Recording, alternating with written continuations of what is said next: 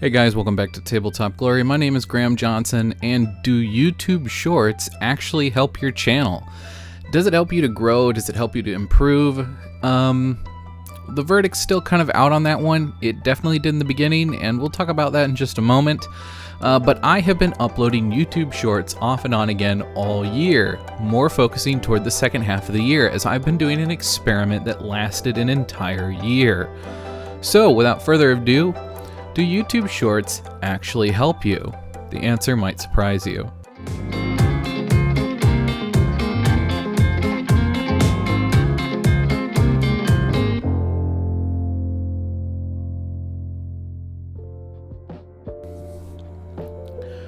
So first and foremost, how long has this experiment been going on? So to clarify, I started my experiment in January of last year. I uploaded a handful of YouTube Shorts, and then throughout the first half of the year I sprinkled some more in.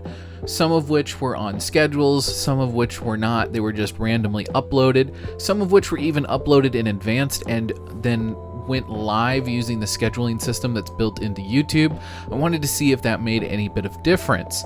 And then the second half of the year came along and I started uploading a little bit more regularly and built up steam to the point where I hit a point where I felt that a normal content creator would have an upload schedule. So I started uploading on a regular basis to the point where I ended up stockpiling a huge amount of YouTube Shorts and threw them all on the site at once and put it for the scheduling system to upload them roughly twice a week with the occasional additional short randomly sprinkled in on the weekends.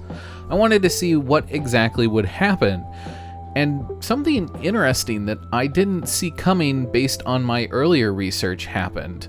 Some views, or some videos I should say, didn't get views at all.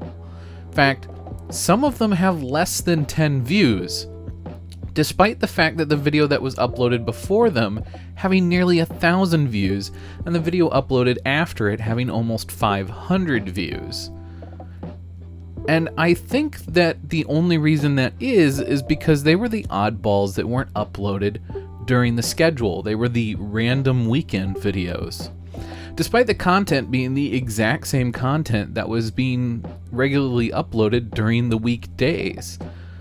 So, if anything from this initial experiment, we can take away the fact that if you get on a schedule, then you need to keep the schedule, because a random upload outside of the schedule doesn't seem to reward you. And although it doesn't seem to hinder you at all, that video just kind of flops and does nothing. But I digress. I'm getting a little bit ahead of myself here. So let's cut back to the beginning. What was the thing that kicked this off and made me want to do this experiment? Well, Spiffing Brit. If you're aware of the Yogscast, you may be aware of the Spiffing Brit, or perhaps you've just stumbled across some of his videos that have done bizarrely spiraling well. He's done some videos where he's basically broken the YouTube algorithm over and over again to the point where he has gotten staggering numbers, not only just in his subscriber range, but as well as just on individual videos. And he even uploaded a video about breaking the algorithm and related to YouTube Shorts. Now, something to keep in mind when it comes to YouTube Shorts is it does appear as though YouTube does reward the rest of your content when paired with the other features. So uploading polls along with uploading YouTube Shorts does seem to put your regular YouTube videos out there.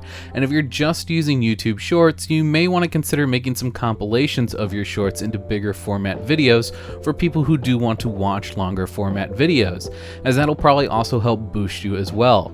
YouTube's a real stickler for people only using one part of their platform, and if you're only going to use one part, you're not going to see the growth that you want to see unless you actually take advantage of everything else. Now, I know this is probably coming real rich from me, considering the fact that I only have roughly about 1,000 subscribers, but something to keep in mind is at the start of this year, I was below 50 subscribers. Hi, Editor Graham here. I realized when I was watching that back that I said that incorrectly. I was around 150 subscribers at the start of this year, maybe a little bit more than that, and got to about 1,000 not all that long ago. But I wanted to clarify that. I was thinking of back when I started taking YouTube more seriously, which was when I uploaded my first few shorts and tried to experiment around with it the first time. And I got those two experiments crossed in my mind and told you guys the wrong numbers with the wrong date. Well, good thing I only made that mistake once. So, although I haven't grown by a massive margin, like in the millions of subscriber level, I am right around the quarter-way mark to getting monetized, something that some people spend their entire YouTube career not able to achieve.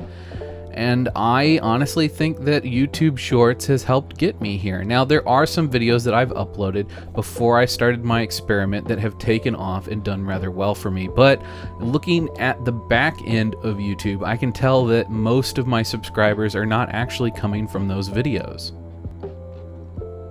Something to keep in mind though also, if you're just uploading YouTube Shorts sporadically, that's fine. It doesn't seem to hinder you at all if you're uploading them sporadically, as long as you're also creating other content on YouTube. I myself paint miniatures here on YouTube. I have a regular upload schedule that I stick to, and although that will be changing next year, my quality is going to be going up, so that should change and offset the upload schedule diminishing a little bit.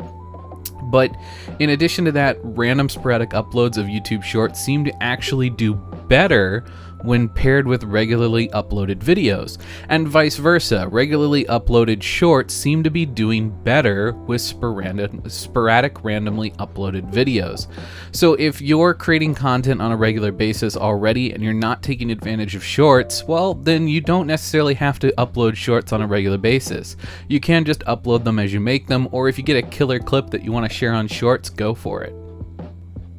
I will warn you though, I do feel, and I don't have any evidence to back this up as this wasn't something that I could really test with my setup, I do feel as though if you are going from YouTube Shorts and wanting to create more regular long format content, whether it be like a 10-minute video, a 20-minute video, a 30-minute video, and start uploading those types of videos more often, I think that transitional point between being a YouTube Shorts creator and becoming a normal YouTube video creator, you are probably going to see a transition period there where neither one of your content is doing very well, and you may go into panic mode and want to double back on your decision. If you stay the course, you will eventually see the flip-flop and your long-form content should start doing better. And it's the same thing if you're a long-form content maker now and you want to start uploading shorts more regularly because it's more convenient and allows you more time for editing and other things for your longer format content. It's gonna have a transitional period there where like both videos aren't really doing well. So just be aware of that, because I noticed that when I started uploading YouTube Shorts more regularly on top of regularly uploading my own YouTube content. For a little while there, they both did really bad, and then it got caught up and it seemed to be just fine. And I'm expecting to see something very similar as I drop off with creating YouTube Shorts.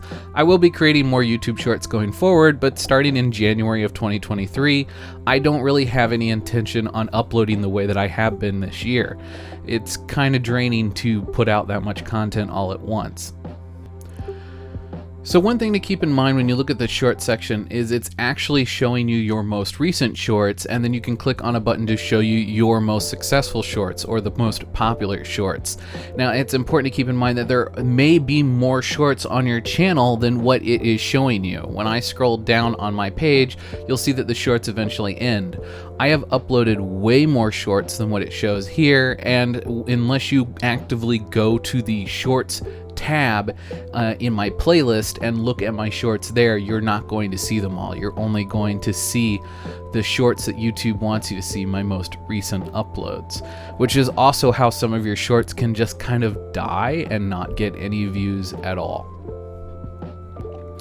Now, there also doesn't seem to be much rhyme or reason as to what videos do exceptionally well outside of real-world events. Now, videos of mine that kind of paired up with real-world events, as some of my YouTube shorts are actually re-uploaded TikToks, certain events that happen every year, I was making content about that the previous year, turned that into a YouTube short, and then uploaded it right before that event came back. resulting in me kind of riding the high of people looking for information related to that event, causing some of my YouTube shorts to get multiple thousands of views, whereas the average was around 500 to 600, considering I only have about 1,000 subscribers, and I'd say that's pretty great. Now, also looking on the back end, I can see that about 80% of my views are not coming from subscribers when in relation to my YouTube shorts. It's also the case for my YouTube videos. It's two different algorithms, and I ended up with the exact same amount. So if you're not subscribed currently and you're into miniature painting and you think stuff like this is cool and you want to learn how to paint stuff like this, or you just want to watch me paint stuff like this and just kind of see the process take place, consider subscribing for more stuff like this.